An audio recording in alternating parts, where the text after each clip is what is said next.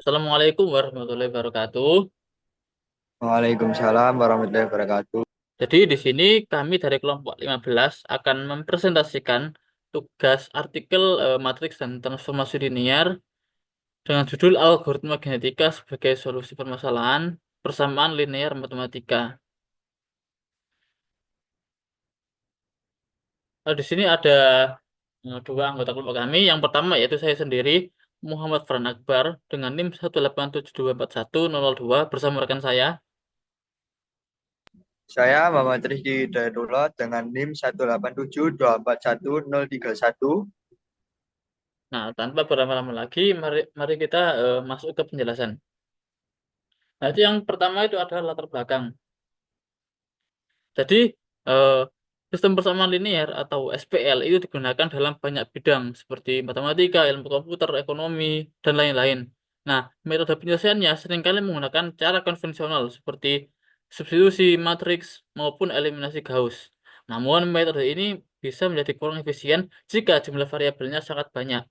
Nah, untuk mengatasi hal itu, eh, eh, terciptalah sebuah algoritma yaitu algoritma genetika yang hadir sebagai solusi alternatif dengan pendekatan berbasis evolusi yang lebih fleksibel dan dapat menyelesaikan SPL secara lebih efisien dalam beberapa situasi tertentu. Nah, selanjutnya itu ada tujuan penelitian menurut artikel ilmiah yang kami baca. Jadi yang pertama yaitu menguji efektivitas AG dalam hal ini algoritma genetika dalam menyelesaikan sistem persamaan linear.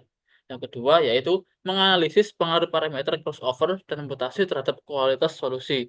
Dan yang terakhir yaitu menunjukkan bagaimana algoritma genetika dapat digunakan sebagai alternatif dalam penyelesaian sistem persamaan linear yang kompleks. Nah, ini kemudian ada langkah-langkah dalam algoritma genetika. Yang pertama yaitu inisialisasi populasi. Jadi pada tahapan ini yaitu membentuk sejumlah individu awal secara acak untuk menghasilkan variasi solusi. Selanjutnya ada seleksi, yaitu memilih individu terbaik berdasarkan nilai fitness, yaitu seberapa baik individu tersebut dalam menyelesaikan sistem persamaan linear. Selanjutnya ada crossover. Metode ini menghasilkan individu baru dengan pertukaran gen antara dua individu yang dipilih berdasarkan seleksi. Yang keempat, ada mutasi. Hal ini dapat mengubah sebagian gen secara acak untuk meningkatkan variasi dalam populasi dan menghindari konvergensi prematur. Dan yang terakhir ada evaluasi dan iterasi, yaitu langkah terakhir yang mengulang kembali proses seleksi crossover dan mutasi hingga ditemukan solusi optimal atau tercapai batas iterasi tertentu. Nah, selanjutnya akan dijelaskan oleh rekan saya.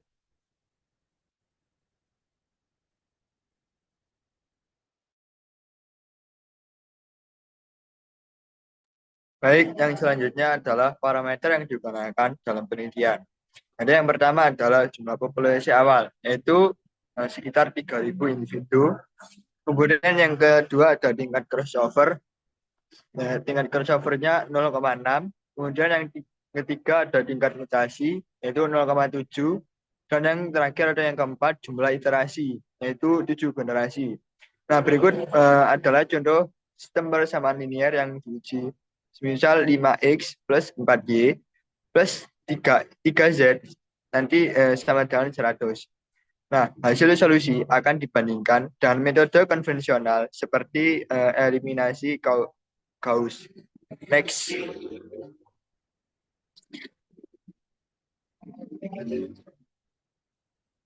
Nah, berikut adalah hasil eksperimen. Yang pertama, diperoleh grafik hubungan antara crossover rate, mutation rate, dan hasil yang diperoleh. Kemudian yang kedua, hasil optimal diperoleh dengan kombinasi crossover dan mutasi yang tepat. Dan yang ketiga, solusi lebih akurat dibandingkan metode konvensional. Next. Hanya ada keunggulan dan keterbatasan.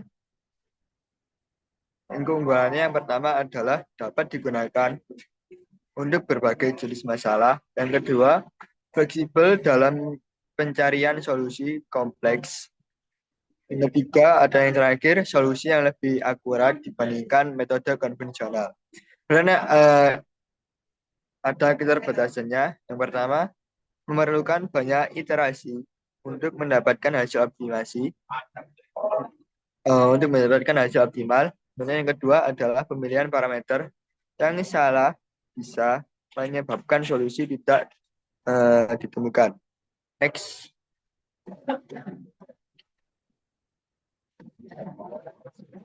Kemudian ada kesimpulan dan saran. Jadi, kesimpulannya adalah algoritma genetika efektif dalam menyelesaikan sistem persamaan linear, serta pemilihan nilai crossover dan mutasi yang dapat sangat mempengaruhi hasil. Nah, saran untuk pelatihan selanjutnya adalah kombinasi algoritma genetika dan metode optimasi lain, kemudian implementasi dalam aplikasi pemrograman untuk efisiensi yang lebih baik. Next. Sekian presentasi dari kelompok kami. Mohon maaf bila ada salah kata atau salah ucap. Assalamualaikum warahmatullahi wabarakatuh.